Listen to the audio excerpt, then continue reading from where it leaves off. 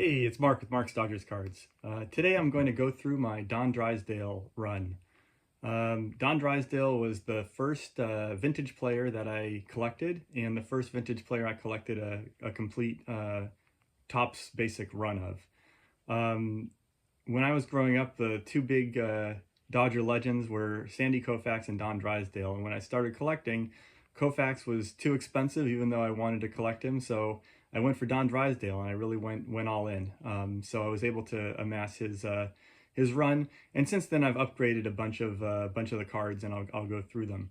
I was also inspired by Dave Legends of the Dugout recently did a run of his Don Drysdale cards, so I thought I thought I should just show mine as well.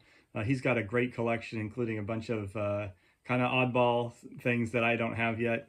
So definitely a bunch of things on the list to pick up. Check out his video in the description below. A few things about Drysdale.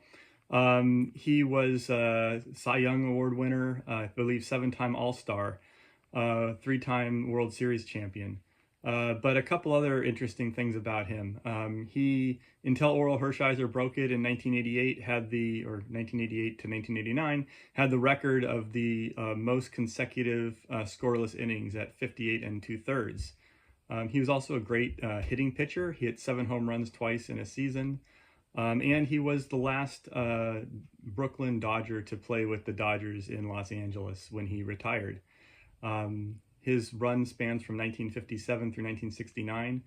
He is featured on the 1970 Topps team card, but he did not have a base card for that year because he didn't complete the season. Anyway, he did play into the 1969 season, so he's on the 70 team card. So that's a little about Don Drysdale. Now I'm going to turn the camera around and show you my Don Drysdale cards. All right, here we go. This is the 1957 Don Drysdale rookie card. This was a present from my parents, a Hanukkah present. I think I was in junior high, maybe. I sent it for grading. It got a 3. I thought I was going to get a 4, but there's a little crease on it somewhere, a tiny one. But anyway, love this card. Don't have any interest in replacing it. 1957 rookie card. Then we've got his 1958. This is part of my team set, my 1958 Topps complete set. The card I had as a kid was completely thrashed. This one I've upgraded it to a mid-grade card. I would like to get an even sharper version of it, but I do like it. And of course, this is him in his Los Angeles Dodgers hat, even though the team played in Brooklyn in 1957. Then we have 1959. Picked this up recently as part of a lot. I love this. It's so crisp. Those corners are so sharp. I know it's off center, but man, it really is pack fresh. And a couple of these I have doubles of. Also this one, it's basically the same, just raw version. And then in 1959 also had this awesome Hitters Foes card with Padres, Labine, and Drysdale. This is a childhood card that I sent off for grading with CSG. As you can see, it's a 5.5. I think it's a pretty nice card. I guess the centering is the reason, but yeah, great vibrant image. Nice Drysdale card. Like this version. And then he also has the All-Star, another childhood card, which is a high number. Corners on this are a little soft, but it's a pretty nice card. Then we have 1961. I got rid of my childhood card of this. I don't know why. I don't really love this set, and I picked up this version, which was nicer, so don't have that one anymore. But yeah, 1961. Oops, there it is. And then in 61, he was also featured on a couple leaders cards. So strikeout leaders and ERA leaders. Strikeout leader with Koufax, and here's the ERA leaders. Then we've got 1962. Now, my childhood card from 1962 is this one, and it is pretty beat up. And if you look at the back, it's got writing on it. So I wanted to improve this one. So this is my latest pickup. I actually just got this a couple days ago in the mail. Really sharp card, beautiful corners, nice centering. There's a little bit of snow on the hat, but I think overall it's a pretty sharp card. So this is his 1962 Topps. to go with the beat up raw version that I had from when I was a kid. He's also on this leaders card, strikeout leaders. He also has an all-star card. This is a childhood card also. All right, that's for 62. 1963 Topps. We got this one. Again, another childhood card. And here's the back. One of the years he hit 7 home runs, as I mentioned. He was a really great hitting pitcher. He's also on these 2 leaders cards, the strikeout leaders with Koufax, and then the pitching leaders. This is kind of beat up. I would like to improve this one at some point. And then he was also on this awesome card. It's like one of my favorite cards. Dodgers Big 3 with Koufax and Padres. And then I also got his 63 Fleer card, which is another childhood card. And here's the back. I really like the 63 Fleers. I think it's a pretty cool set. And we also have a post card from 1963 with the 62 statistics.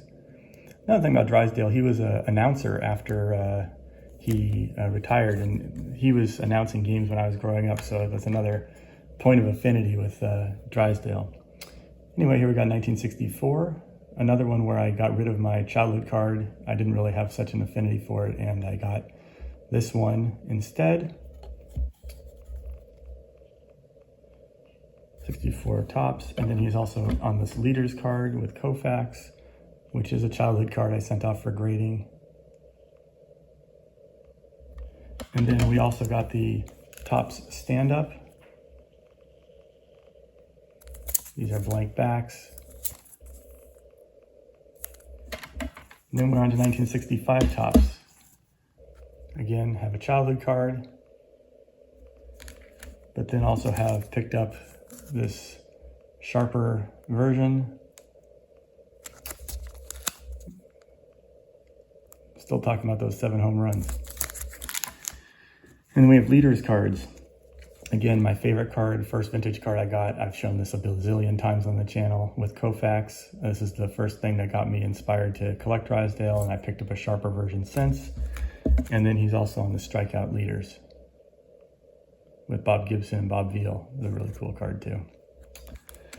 Then we've got 1966, another childhood card.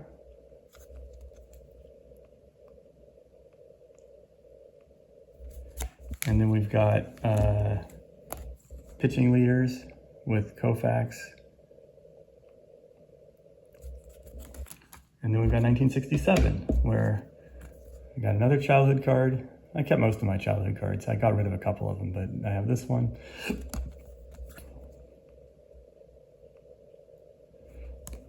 And then I also picked up this graded version.